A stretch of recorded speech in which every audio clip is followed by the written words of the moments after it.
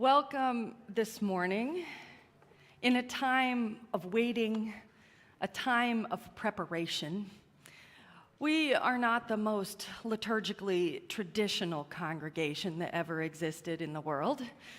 And yet on this particular day, in this season of Thanksgiving, as we're gathered so often with families or yearning to be gathered with those families, I wondered if we might take some time together to settle ourselves in to the spirit and the contemplation that is in the Christian tradition, the Advent season.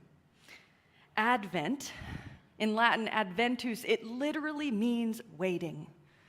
And how many precious things are we all waiting for? The holiday season, we know it is nothing if not waiting for that moment when you're allowed to come down out of bed and open the presents, waiting for the moment when everything is unveiled and the bright lights are on the tree, waiting to get done with the chores, to find the right gift, to find a quiet moment in the midst of it all.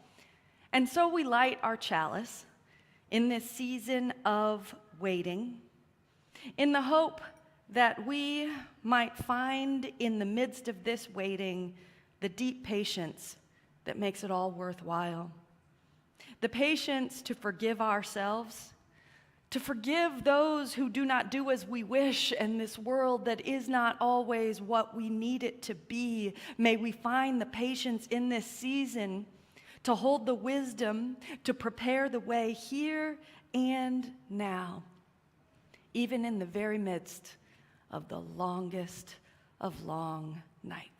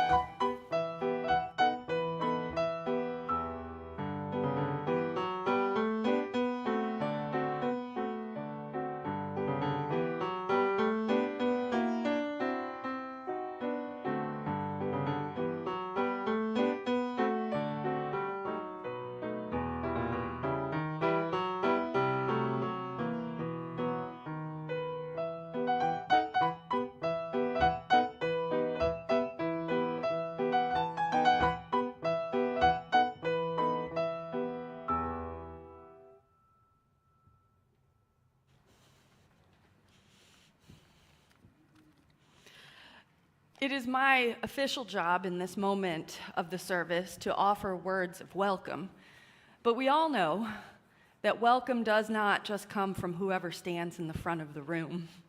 A welcome is extended from eye to eye, from hand to hand, around the table that is set for all.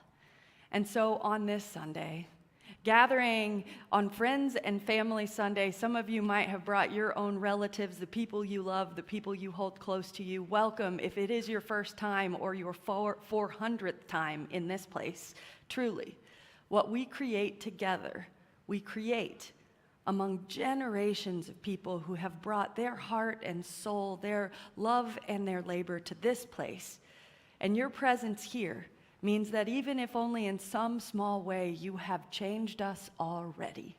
And so I invite you this morning to extend the welcome, way beyond me, standing in this chancel, saying, truly you are welcome here. Let us embody that welcome. And we got some spaces between us today, this holiday weekend, so you might have to move about, give it a peace sign, give it a bump of the elbow, give it a handshake, or even a hug if you want. Everyone keep yourself feeling safe and healthy. Welcome each other this morning.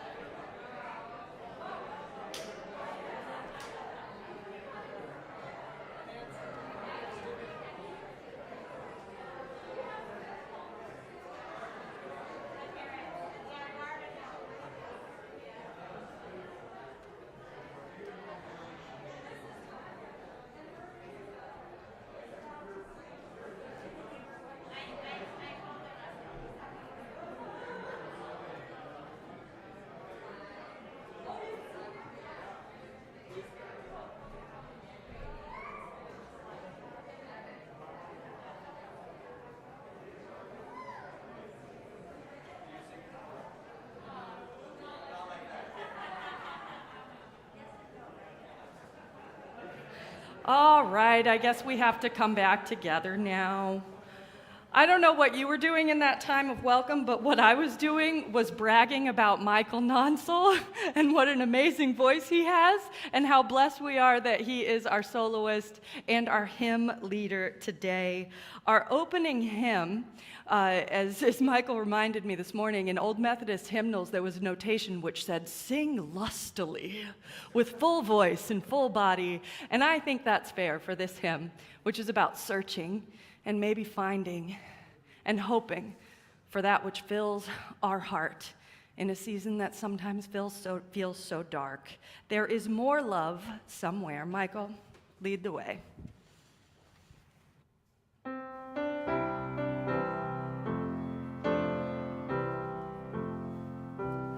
There is more love somewhere. There is more love somewhere. I'm gonna find it till I find it. There is more love somewhere. There is more hope somewhere. There is more hope somewhere. I'm gonna keep on till I find it. There is more hope somewhere. There is more peace somewhere. There is more peace somewhere. I'm gonna keep on till I find it. There is more peace somewhere. There is more hope somewhere.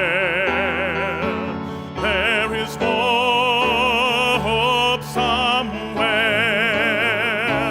I'm gonna keep on till I find it. More hope somewhere.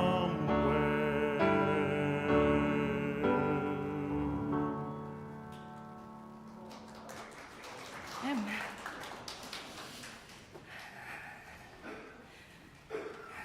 Amen to a song of persistence and a song of praise and our own capacity to keep going, even when our footsteps, when the way we roll forward is slow or uncertain.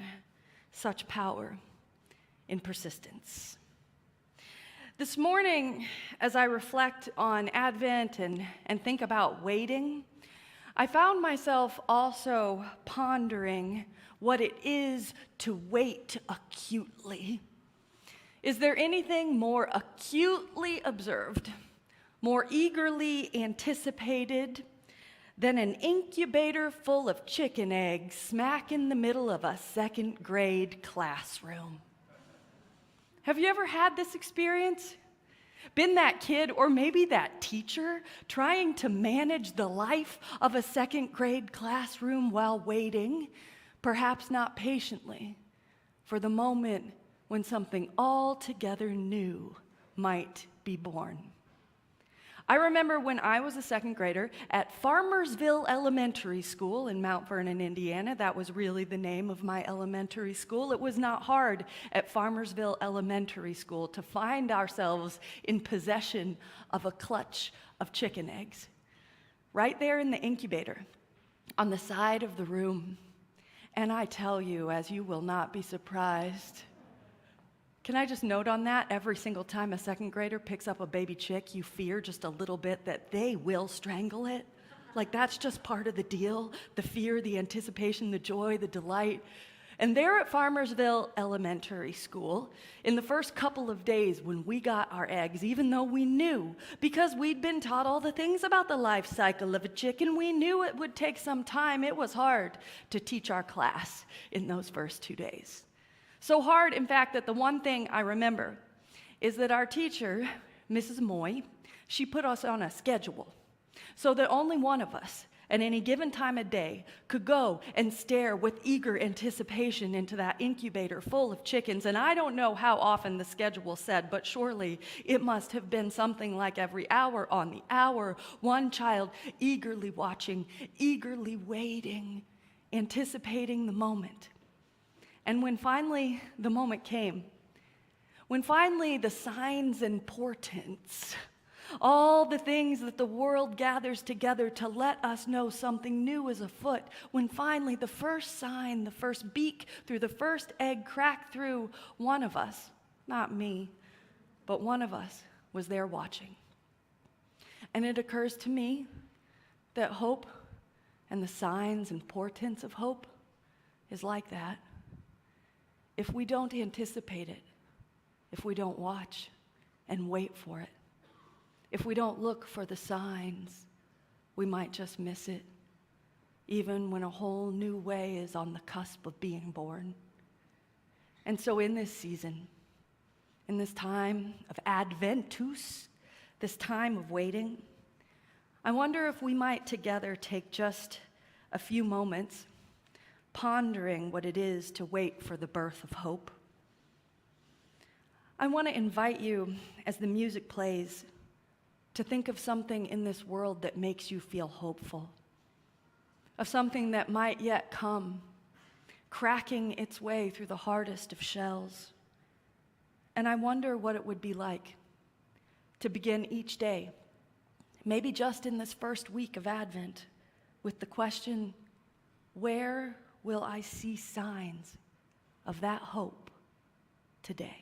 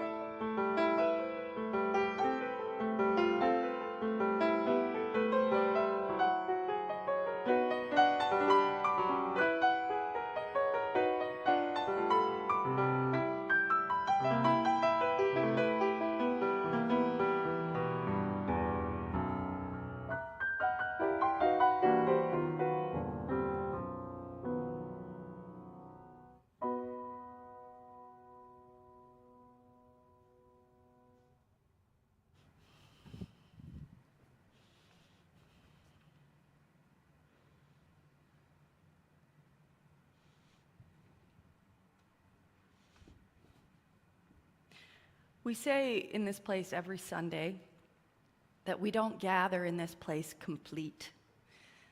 We gather always in process with our joys and our sorrows, our laughter and our tears, our uncertainty, all intact, leading us not forward in a straight line, but a meandering way, perhaps toward greater hope and greater resilience.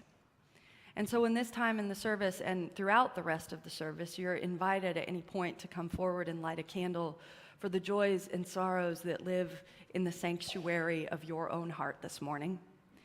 We start, of course, with some of the classics: for dinner tables, for food to eat, for hands that prepare it, for the people we love, for the family and chosen family near and far away in a season of thanksgiving.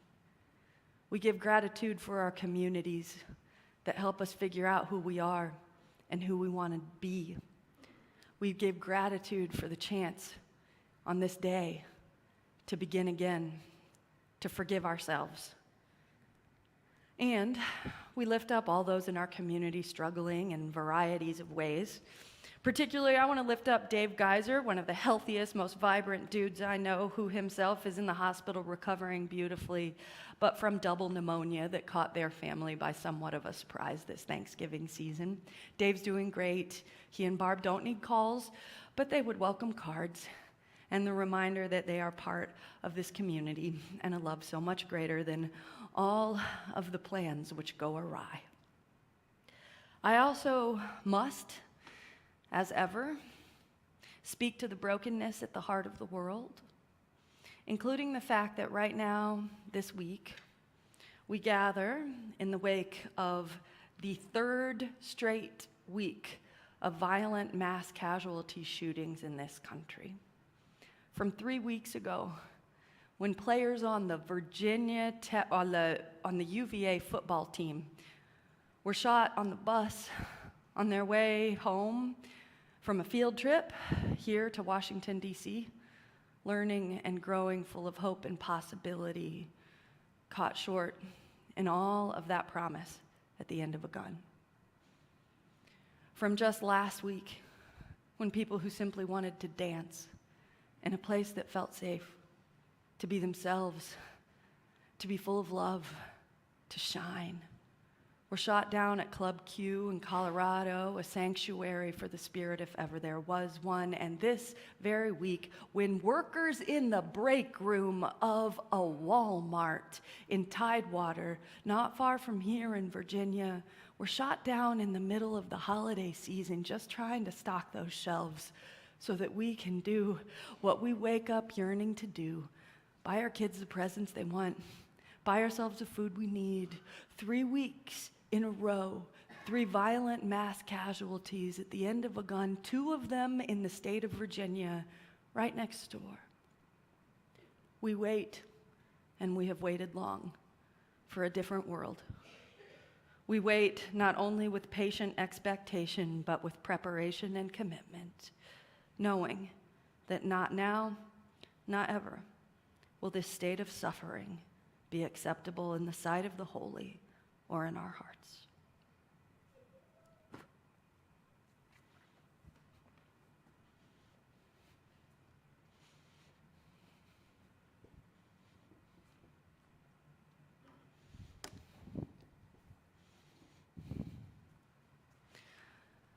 Our meditation today begins not with my words, but with the words of my colleague, Reverend Bob Janis, who writes, "This is as dark as it gets. This time of longest nights. This is as dark as it gets. This is true dark. This is as dark as it gets, says the earth to the spirit. Don't look up yet, for there is nothing to see. Rush if you must, push your heels against the great spinning ball of this earth if you think it will help along your way. But this is as dark as it gets. This moment is the birth of maybe, from the bowels of never again. Don't look up yet for hope, for there is nothing to see. This is as dark as it gets. This is the empty, undying, holding all of the moments to come. Spirit of life and source of love, in this time holding all of the moments to come, let us know that though we cannot ourselves alone push this spinning ball of earth toward the change that will keep us all alive, even though in this time it feels as dark as it gets, even though the long night seems to stretch on forever, we can, in preparedness, wait for the coming of a new way and set our footsteps forward to help bring it about. In a time of great suffering and great gratitude, we bring our complicated, mixed-up hearts into community. May that willingness to show up for each other and for the world, at least today, be enough. Amen.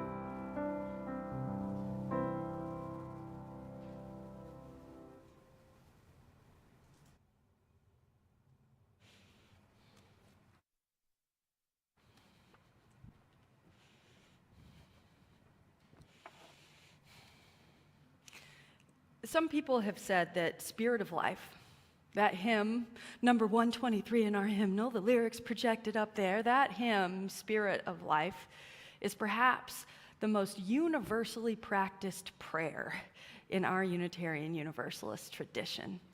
That song that we slide in unexamined sometimes underneath the fabric of our services is nothing more or less holy than a hymn of supplication.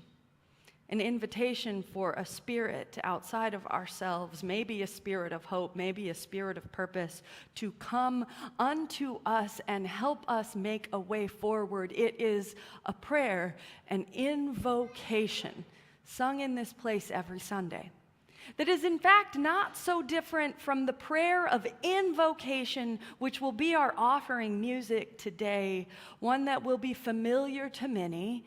O come, Emmanuel, the song sings. An invitation for hope to be indwelling. An invitation not just for the season to come, but for the world to change. And so in invocation, in supplication, we give our gifts not just to supernatural powers within, among, or beyond us, but to the community that we create when we speak our hopes and dreams together. In this time of offering, you know there are many ways to give here at River Road. We have an offering box. It's really nice and fancily constructed right there in the back. You can give on the website. You can text to give 73256. You can give of your time, your talent, and your treasure. And in this moment, you can give from your deep yearning, calling out to the world, "Come unto me." May the holiness make a space in this room and in our hearts. Oh, come, everything sacred in this world and beyond it.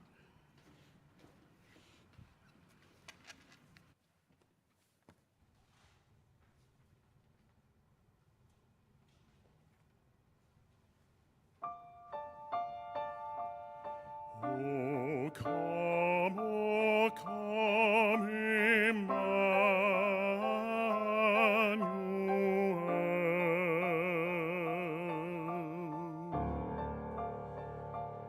and ransom captive Israel,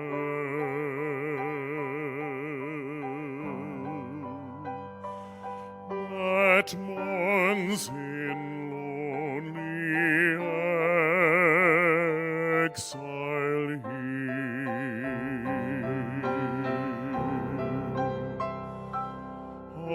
until the Son of God appear.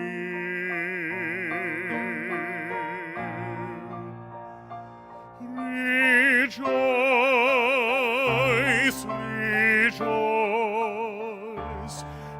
Emmanuel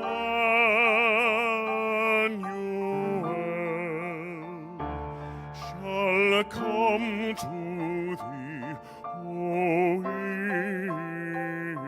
Israel.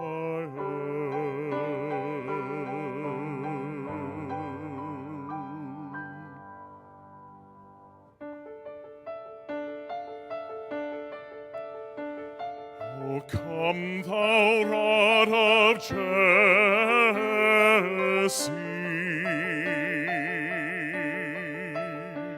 and free thine own from earth's tyranny.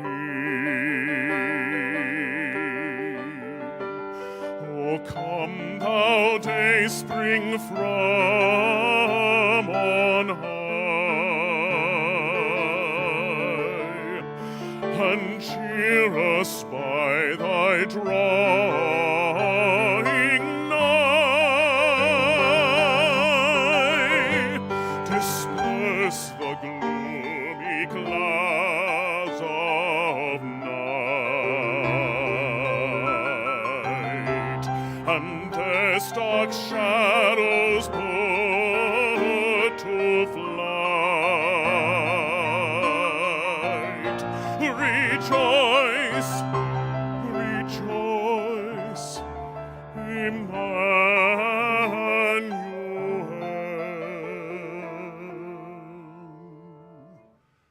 shall come to thee, O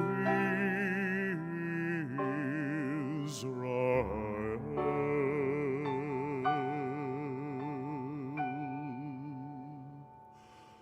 O come, Adonai, Lord of night,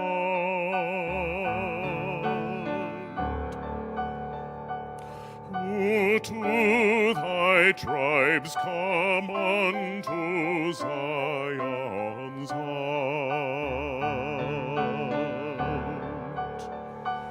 O come, thou Key of David, come,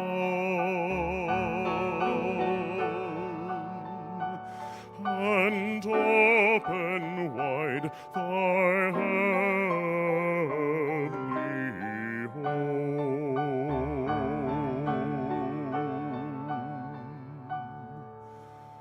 Make safe the way that leads on high, and close the path to misery.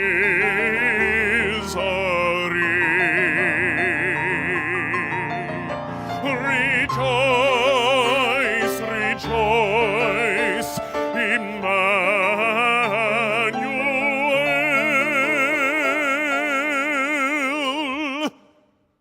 shall come to thee, O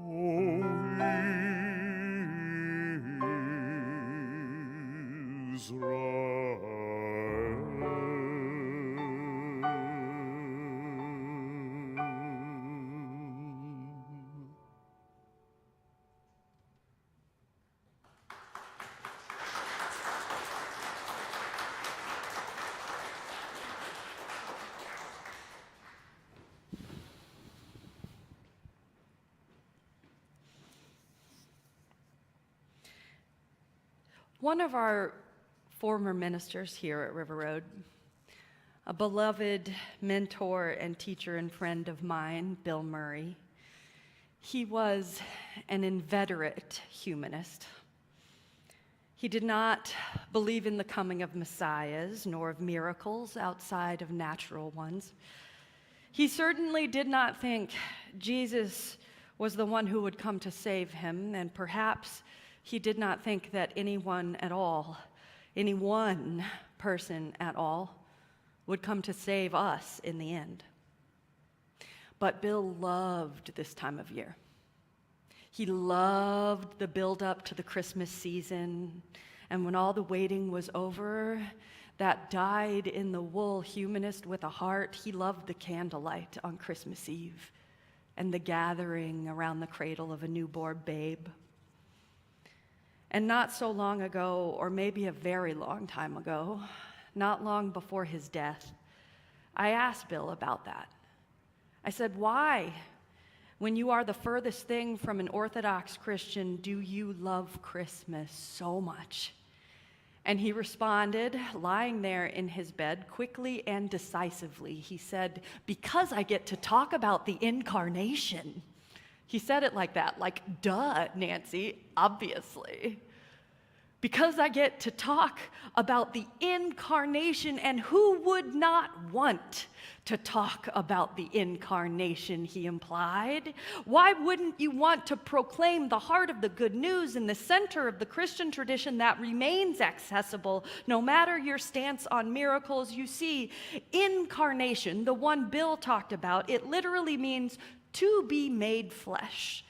And the teaching is simply and magnificently this, that holiness itself, the very hope of the world, holiness itself became one of us that one time. Instead of an abstraction, holiness and hope took a shape, and that shape was like your shape or mine.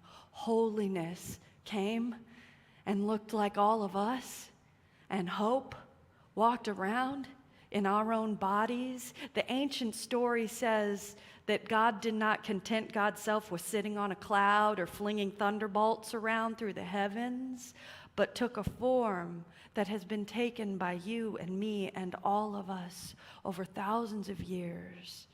Emmanuel. Emmanuel, this one for which the deep longing of that perfect, beautiful old song that Michael sang for us. Emmanuel, this one for whom generations have sung with longing for, O come, O come. It literally means God with us. And so when one calls out with full voice and tears in your eyes, O come, Emmanuel, in the Advent season, what we are asking is for hope to come live right here. For hope to come live with us, clad as we are in flesh and bone and frailty. Oh, come, holiness, dwell here, not somewhere else, not some other day, not some other season, but here. And so when we sing with that longing, we are imploring the possibility of a new world to come dwell among us. And the season into which we now enter, on this, which is, by the way, the first Sunday in Advent. It feels so early. This first Sunday in Advent, Advent is the 4 successive weeks before the coming of Christmas in the Christian tradition. And in this season, we act out the ancient drama of that very deep yearning for a new day, born among us, in these places in which we dwell, just when everything seems lost and we need the new birth of hope the most. All this waiting and waiting and waiting, this longing for a better world, the preparation for it, the acknowledgement that it has not yet arrived. It is nothing new in time or in history. It is nothing new even in the dawn of the Christian tradition. This practice of all people in all places, in all times, who know in our souls that there simply has to be a better way than this. This violence and destruction that plague us, this waiting, this yearning calls out for a different way, and it has been going on since long before people first told stories of that little boy on a winter's night in a manger. Thousands of years of waiting for a new way or a new world or the birth of hope have transformed themselves through culture and story and heritage into the season we call Advent. This ritualized month of preparation. Thousands of years of people wandering in darkness and yearning for light have distilled themselves into 4 candles and a whole month's worth of Frosty the Snowman on the radio. The waiting that comes in this modern Christmas season. And even the waiting that modern secular American culture does, it is itself a reflection of a wait that has spanned age upon age before the birth of either that long-anticipated baby or the Christian tradition itself. It is a remnant of a much larger, longer yearning, a familiar story that goes on even today. We know that history, it's never as clear as we think it should be. The morals are mostly stories we lay back over history as we interpret it through our own experience. And the truth is that history does not tell us as much as you might think about the band of mostly monotheistic Middle Easterners who came to understand themselves as the people of Yahweh, the Israelites in the ancient land of their ancestors. Theirs was a long and tumultuous journey, at least that we know. And that journey took them to a place at the very cradle of civilizations. The Hebrew people, one way or another, came to understand themselves as those who had struck a deal with their God. If you are my people, I will be yours, the Hebrews' God said. I will write your names on the palm of my hand, and I will take care of you, and you will not suffer as you have suffered before. But the covenant of protection struck between the holy and the people was dangerously tenuous at times. The history of the Hebrew people, like the history of so many peoples, is written partially in fire and in lamentation. That homeland was contested by invaders and empires again and again, and the prophets came in time, as prophets do, to declare that this world of blood and of fire, this messed up inferno of violence and counter-violence, it does not have to be. It is not, the prophet said, the world God had planned for us. Seeing that the people had need of hope, the Hebrew prophets further declared that somehow God would find a way to fix it, would make it right, would finally bring about the longed-for world of peace and power, that more love we sang out for in our hymn would finally come to pass. Some said that the Lord would send to them a king, a warrior, and a statesman on a mighty throne who would show the enemies of God's chosen people that once and for all, after waiting for 100 generations, there was such a thing as justice. Some said this king and protector, the Messiah, they called him, would show that God could make good on God's promises, that God had their backs all along. God would make it right. The Messiah would come, the prince who was promised. His birth would be for the Hebrew people a birth of hope. Now, with Rome and its imperial power hovering literally over top their homes and their temple, the position of the Hebrew people at the dawn of the first century was tenuous. Let's just say that a hero who would come along and fix it all was more than welcome. And so predictably, there were a whole lot of messiahs in the ancient Near East. There were many who believed they had found their Messiah, and for all those believers and all of those messiahs, the impetus for their faith was the simple desire to finally see this world make sense, to finally know that there was hope flickering somewhere in all that darkness. And into that landscape of anticipation, of yearning, of the hope of incarnation, there is plenty of historical evidence to show that a child was born in the shadow of the Roman Empire who grew up and preached some stuff and was by all accounts decent and wise, and people followed him, and many who followed him came to believe that he was the Messiah. Even those who believed that fundamental story in those earliest days didn't primarily believe that this Jesus, as history knows him, had come to save them and fix things up for them personally. It wasn't about saving their souls, this Messiah business. It was about saving the world from the violence we inflict upon each other. Jewish people looking for a Jewish Messiah searched the world for the birth of hope, believing that God's promise could be made real when someone would come along mighty enough that the dominion of oppressive powers would finally end. As anti-Semitism today spreads its ugly hand even further across this nation, the people still wait. They wait actively, with labor and hope and the building of justice and the sustaining of communities. They wait with the shedding of tears for the birth and the rebirth of a better world. Even still they wait. Even still we wait. While we undertake in the waiting the work of preparation, the work of building a new way ourselves, the waiting for the right time to do what must be done, the waiting and the preparation, it never stops. Age after age, the people wait, which tells me that some spiritual preparation, some season of waiting, some reminder of our resilience and our ability to go on, even when no one has yet arrived to fix it all. Maybe a season of waiting is exactly the spiritual practice we most need in these days. As Simone Weil has said it, waiting patiently is the foundation of the spiritual life. Not demanding fiercely that the world come through today or yesterday with everything you need from it, but waiting patiently and in preparation. Waiting for the world that has not yet come yet, waiting not with hopelessness, not with resignation, but with preparation for the time when we will be ready. Waiting not just to be saved by the one who will come, but waiting for the will and the capacity to save each other along the way. In time, the waiting anticipation of the very human King of Kings in the Hebrew tradition, it transformed itself in the Christian faith. But the basic idea remains.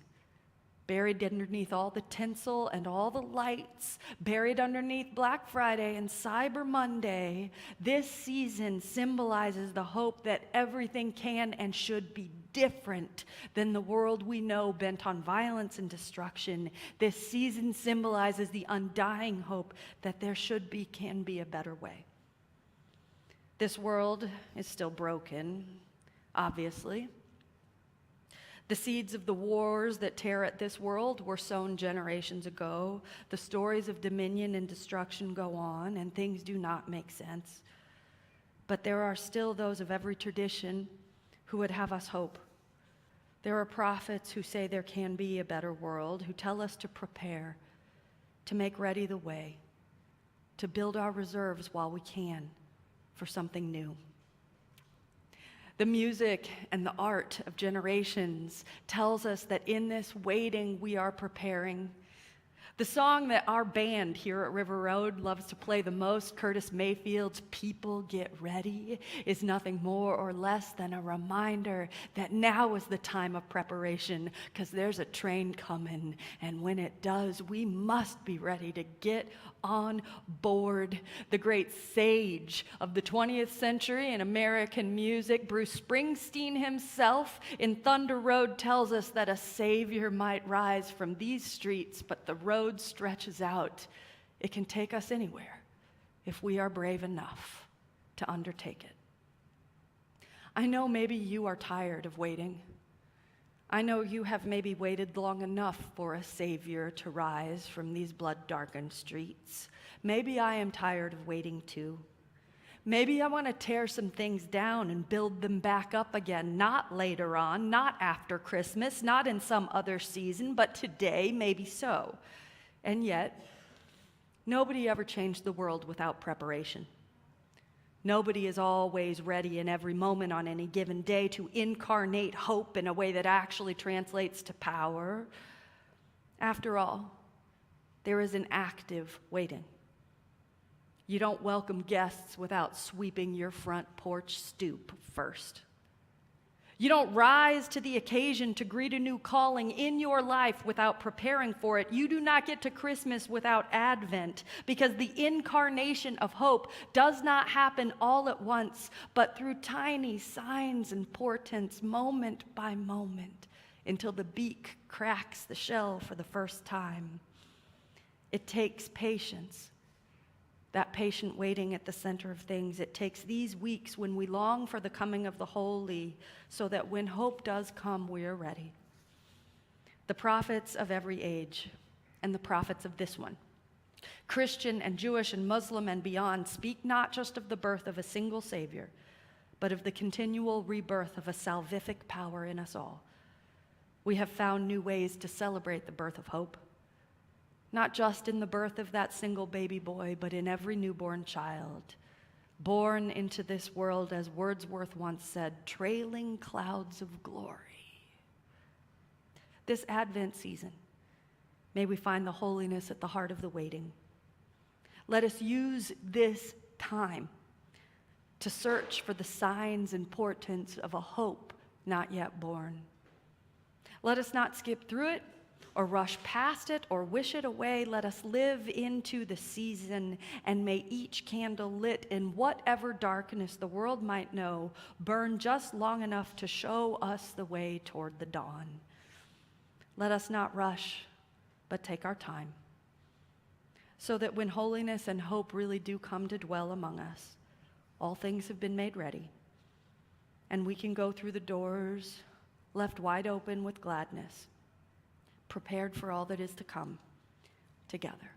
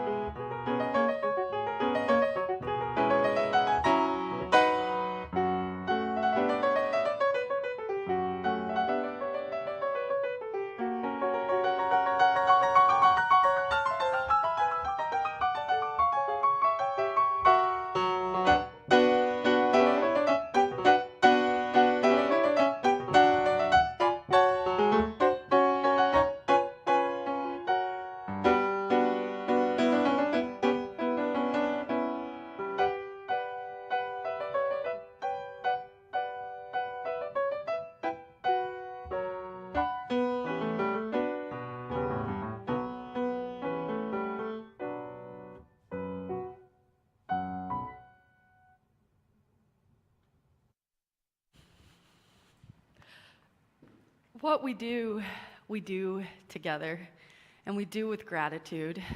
So this morning, can we just start with abundant gratitude for Shuai?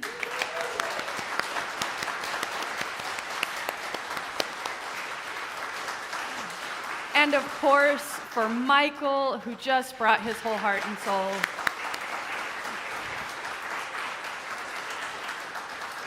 Our tech team today, we've got Jeff Hollingsworth, we've got Danny and Ajay working up in the booth. I'm so grateful for that whole team. Thank you, thank you. And of course, for Anna and Natalie, and frankly, every single one of you on every single committee and every single ministry team in this place that shows up and makes this place real. Because it doesn't run by the staff's efforts, it runs by the love that you put into it. And indeed, here in the beginning of the holiday season, we are gearing up for the full complement of holiday activities at River Road. We will have our annual solstice service. It'll actually be midweek here in the sanctuary. It feels important to us to do solstice on the solstice in the actual season in which that longest night tilts and gives way to the rising light. And so you can gather for a service led by Reverend Amanda. We're also going to have a bonfire that evening, and we're making that liturgy available for families and kids and accessible in a whole lot of ways. So we hope you'll think about joining us. We'll also have our annual holiday music service, which is just like a couple weeks from now. It'll be amazing. And our pageant was outdoors last year as COVID was raging. We are so grateful that this will be the first year in several that we'll be able to have our annual Christmas pageant right here in the sanctuary. Christmas and New Year's Day are on Sundays this year.